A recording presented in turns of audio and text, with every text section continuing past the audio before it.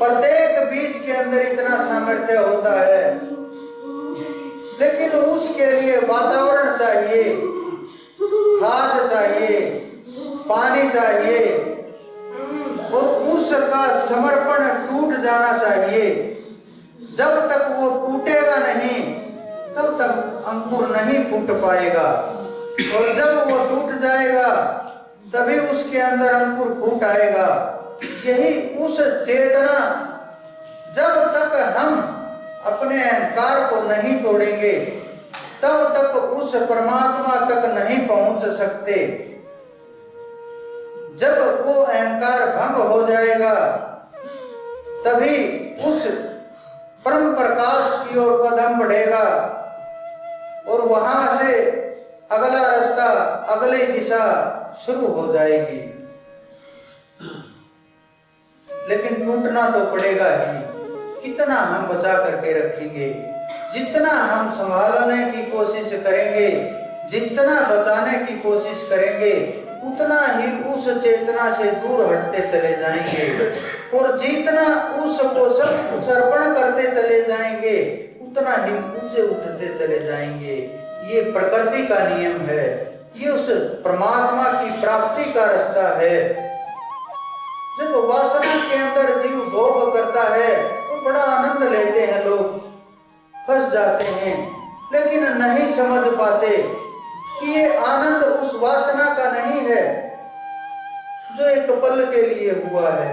ये आनंद उस चेतना का है। जब वो कुंडलिनी हली, थोड़ी सी उसमें छटपटाहट हुई तो उस आनंद का अनुभव हुआ। वहीं से ये आनंद प्रकट होने की खोज महसूस करता है, और जब ये पूरी तरह से जग जाएगी और शिखर की ओर बढ़ने लगेगी तब कितना आनंद होगा आप विचार भी नहीं कर पाओगे, आप सोच भी नहीं कर पाओगे, आप कल्पना से भी नहीं सोच पाओगे कि कितना आनंद होगा जब वो सर्प रूपी कुंडलिनी पूरी तरह से जग जाएगी। किस तरह से आगे बढ़ती चली जाएगी।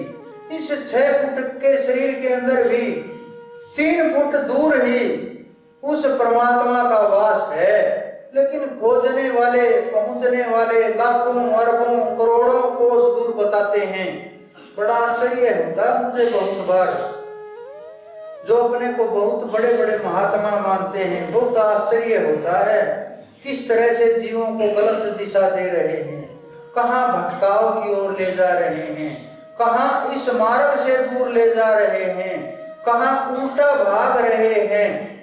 बड़ा आश्चर्य, क्योंकि ये कुंडलिनी एक एक चक्कर का भेदन करते हुए मूलाधार, स्वादिष्ठान, मणिपुर, अनाहत, विशुद्ध, आज्ञा, सहस्त्रकल कमल, गुरु कमल, और इन से होते हुए उन 10वें द्वार से पार हो करके 12वें द्वार से जब पार होती है, 10 द्वार से भी ऊपर 2 द्वार हैं, जब उन द्वारों से ये कुंडलिनी पार होती है तब उस अनंत का रूप हो जाती है।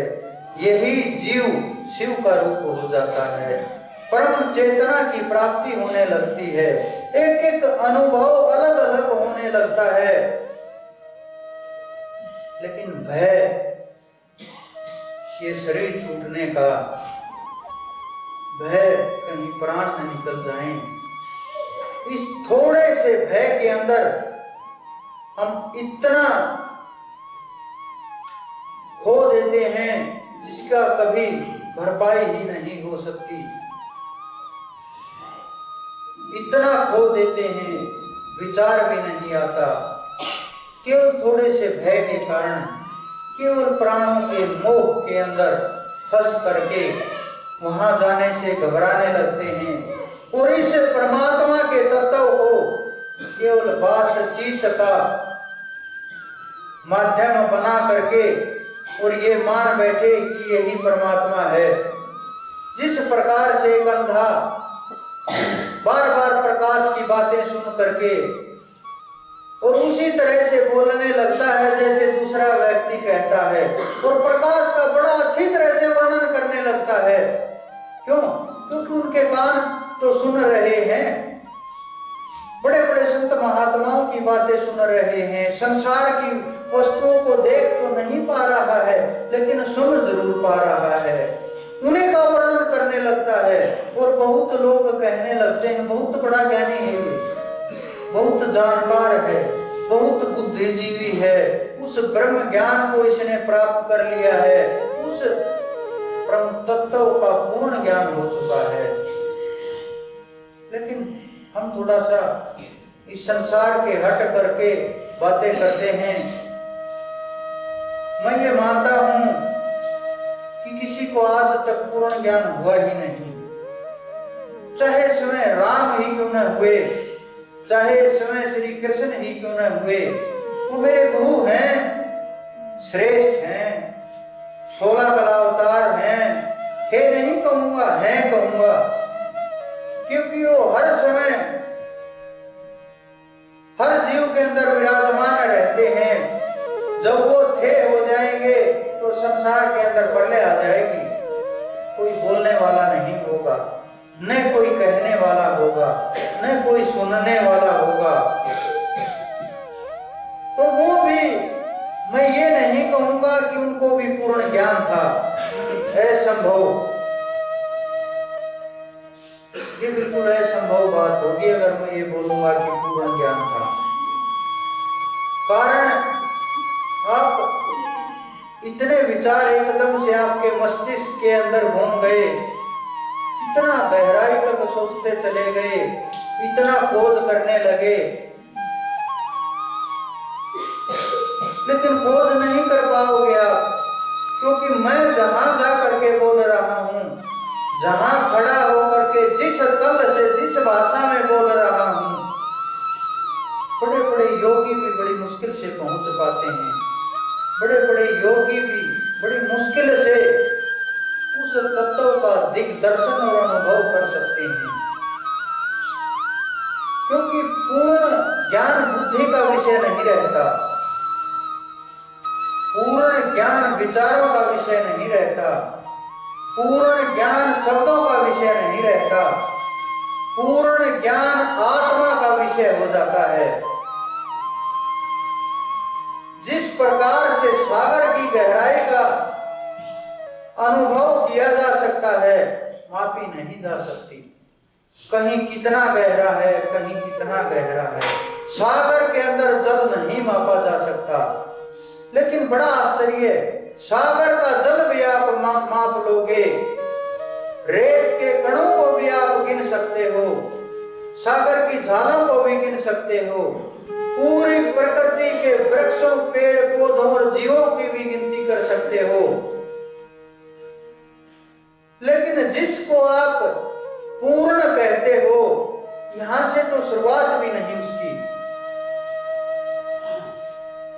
शुरुआत उसकी आत्मा से है, इन सब से ऊपर उठ करके है, प्रकृति से परे है। जब जिसकी जितनी बुद्धि ने उस तत्व को पकड़ा,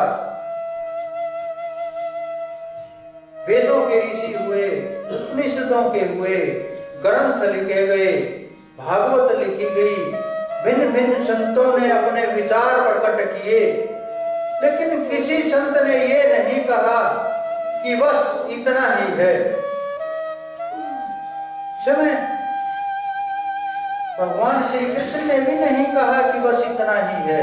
हाँ, ये जरूर कहा कि जो भी कुछ हूं मैं ही हूं, मुझसे परे कुछ भी नहीं, लेकिन शरीर के अंदर स्थित हो करके नहीं, आत्मा के अंदर स्थित हो करके वो वृक्ष बन चुका था।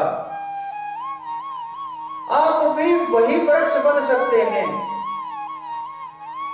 वो भी वही बीज था, आप भी वही बीज हो।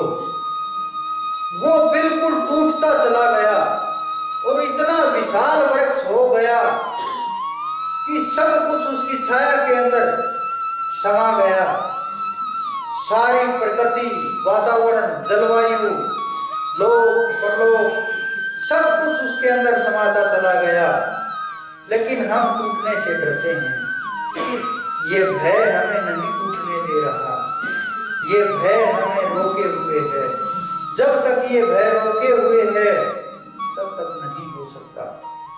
लेकिन जब हम इस भय से परे हो जाएंगे, हमने बहुत नजदीक से देखा है, संत महात्माओं को लोग प्रणाम करते हैं और आगे बढ़ जाते हैं और विचार करने लगते हैं कि नहीं,